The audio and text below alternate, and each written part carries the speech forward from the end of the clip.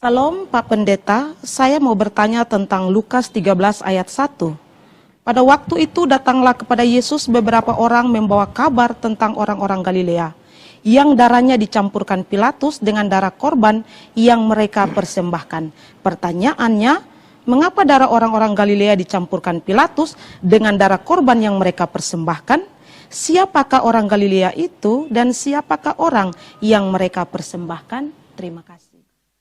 Ya, ini ada sebuah peristiwa, ya, memang bukan utama, tapi cuma disinggung di dalam bagian ini, ya. Di sini dikatakan bahwa pada waktu itu datanglah kepada Yesus beberapa orang membawa kabar tentang orang-orang Galilea yang darahnya dicampurkan Pilatus dengan darah korban yang mereka persembahkan. Nah, sebenarnya ini ada peristiwa apa? Ini sebenarnya adalah peristiwa antara orang Yahudi dengan Pontius Pilatus. Kita tahu bahwa antara Pilatus dengan orang Yahudi ini ada hubungan yang kurang harmonis.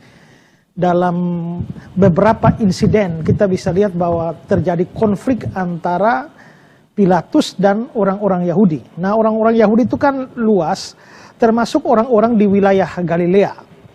Nah, orang-orang Galilea itu sebenarnya orang-orang yang agak kasar.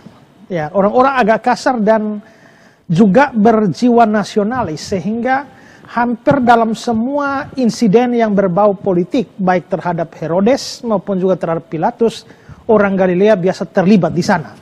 Ya. Nah, lalu ini masalah apa yang sedang disinggung di sini? Nah, ini kita tahu bahwa pada zaman itu, zamannya Herodes memerintah, maupun juga zamannya Pontius Pilatus itu pernah terjadi suatu kelaparan, atau lebih tepatnya adalah masalah krisis air di wilayah Yerusalem. Dan karena itu juga lah maka para pemimpin termasuk Herodes dan Pilatus itu lalu mencari solusi terhadap bangsanya atau rakyatnya. Kita tahu pada waktu itu karena ada prokurator Roma yaitu Pontius Pilatus, gubernur Roma yang ditempatkan di wilayah Yudea, tapi pada saat yang bersamaan juga ada raja-raja wilayah yang diakui oleh pemerintah Roma, makanya Herodes itu adalah raja wilayah. Herodes raja wilayah, Pontius Pilatus itu adalah prokurator atau gubernur. Nah, ada pembagian wilayah kekuasaan mereka, dan karenanya masing-masing harus bertanggung jawab terhadap warganya. Begitu terjadi krisis air itu, Herodes mengeluarkan biaya kerajaan. Biaya kerajaan dia keluarkan untuk membeli gandum bagi makan masyarakatnya. Juga dia membuat saluran air besar yang namanya akuaduk untuk menyalurkan air demi kebutuhan masyarakatnya. Herodes bagus karena dia membiayai akuaduk itu dari biaya kerajaan.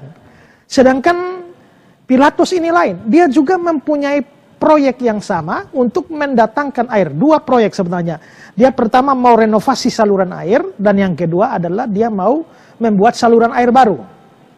Nah, tapi berbeda dengan Herodes yang mengeluarkan biaya dari biaya kerajaan, Pilatus ini tidak mau mengeluarkan biaya dari perbendaharaan dia atau dari biaya pemerintah. Pilatus justru menempatkan atau menyuruh atau menetapkan supaya biaya renovasi dan pembuatan saluran air itu diambil dari biaya Bait Allah, yaitu biaya persembahan yang dikumpulkan di Bait Allah. Nah, tentu saja orang Yahudi tidak menyetujui hal ini. Kenapa ini proyek pemerintah kok biayanya diambil dari Bait Allah? Ini sama seperti proyek pemerintah sekarang tapi dibiayai oleh gereja. Ya. Karena Pilatus tahu bahwa persembahan di Bait Allah itu banyak, uang di Bait Allah itu banyak, karena semua orang Yahudi dan bahkan dari luar negeri pun setiap kali hari raya datang membawa persembahan banyak sekali. Jadi ada duit yang banyak di Bait Allah. Karena itu dia minta supaya, atau bahkan dia menetapkan supaya biayanya ditanggung dari Bait Allah. Nah, orang Yahudi tidak mau terima.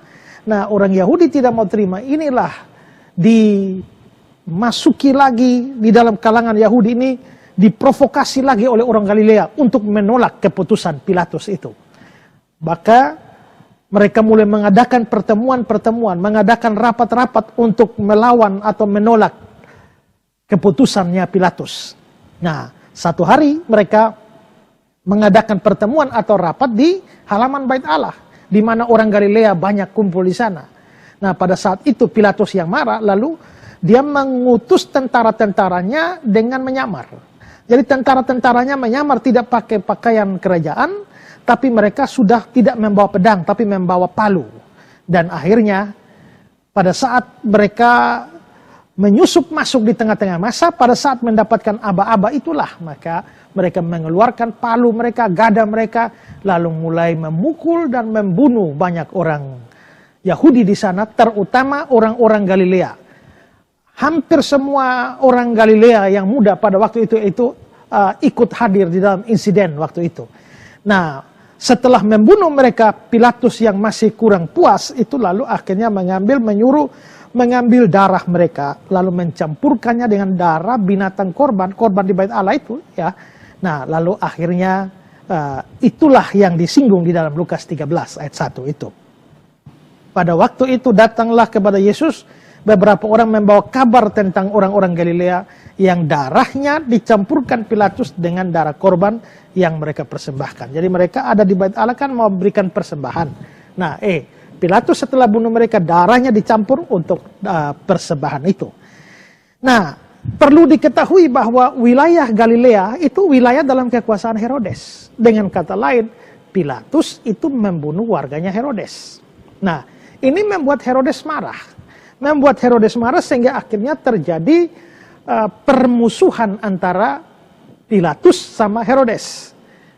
Nanti Pilatus sama Herodes itu akhirnya bermusuhan, mereka dua baru berdamai setelah mereka dua periksa Yesus. Ya, dalam proses pengadilan itu. Nah, sejak itulah mereka dua berdamai, seperti keterangan dari Lukas 23:12.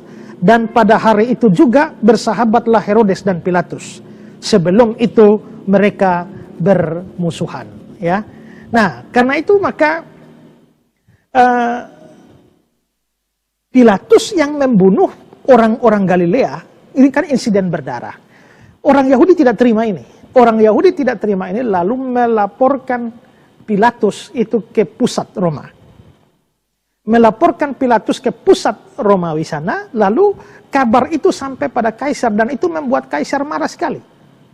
Karena Kaisar marah sekali, lalu Kaisar memberikan ultimatum terakhir kepada Pilatus. Satu laporan lagi, atau terjadi insiden berdarah lagi, kamu akan dihukum mati. Nah, maka Pilatus mulai dari saat itu, dia selalu menjaga, hati-hati supaya jangan terjadi konflik dengan orang Yahudi. Karena kalau konflik dengan Yahudi, ada laporan, ada pertumpahan darah, maka Pilatus juga habis. Itulah sebabnya pada waktu orang-orang Yahudi pada saat mau meminta Yesus disalibkan, Pilatus memeriksa Yesus tapi tidak menemukan kesalahan. Tapi orang Yahudi tetap menuntut. Kalau Pilatus tidak memberikan keputusan untuk menyalibkan Yesus, maka mereka akan bikin kekacauan. Mereka bikin kekacauan itu berarti insiden. Insiden berdarah dan mereka akan lapor ke pusat Roma, maka Pilatus yang akan selesai, ya. Karena itu kita membaca dalam Yohanes 19 ayat 12. Dibilang, sejak itu Pilatus berusaha untuk membebaskan dia. Maksudnya membebaskan Yesus. Tapi orang-orang Yahudi berteriak, jikalau engkau membebaskan dia, engkau bukanlah sahabat Kaisar. Setiap orang yang menganggap dirinya sebagai raja, dia melawan Kaisar. Nah, jadi mereka mengancam Pilatus dengan hal itu. Maka Barclay bilang, ini berarti riwayat hidupmu. Maksudnya kata-kata jikalau engkau membebaskan dia, engkau bukanlah sahabat Kaisar. Ini berarti riwayat hidupmu tidak begitu baik. Engkau pernah dilaporkan dulu, jika engkau tidak mengikuti permintaan kami akan melaporkan engkau lagi pada Kaisar dan engkau akan dipecat. Atau yang lebih parah adalah dia dibunuh. Nah, karena itulah Herodes juga terancam, maksud saya Pilatus juga terancam. Karena itulah maka Pilatus akhirnya membuat keputusan untuk menyerahkan Yesus disalibkan, biarpun hasil pemeriksaannya dia tidak mendapati kesalahan apapun pada Yesus. Jadi sikap Pilatus yang tidak tegas di dalam keputusan untuk menghukum mati Yesus itu dipengaruhi oleh insiden Galilea ini. Ya, insiden Galilea, karena insiden Galilea ada banyak insiden, tapi insiden Galilea itu adalah insiden terakhir yang mendapatkan ultimatum dari Roma. Berani satu kali lagi, maka Pilatus akan dieksekusi. Itulah sebabnya akhirnya Pilatus memutuskan untuk membunuh atau menyerahkan Yesus untuk dibunuh. Ya, itu cerita di balik ayat itu. Ya. Pendeta, terima kasih. Saya juga baru mengerti kisah ini, kenapa bangsa Israel lalu kembali mengingatkan kepada Pilatus tentang apa yang sudah terjadi itu. Itu merupakan satu. Jadi teks-teks itu ada kisah di balik setiap teks. Kadang-kadang ini kan kalau kita belajar hermeneutics ya, kita mesti tahu latar belakang. Ya, ada sebuah peristiwa yang mempengaruhi. Kita kan tidak ada di sana. Kita tidak mengerti. Makanya waktu kita membaca ya kita tidak tahu apa-apa. Tapi begitu membaca latar belakang atau mengetahui adalah kisah di balik itu, maka teks-teks itu jadi hidup. Itu pentingnya hermeneutics atau ilmu tafsir Alkitab. Ya. Pendeta, terima kasih.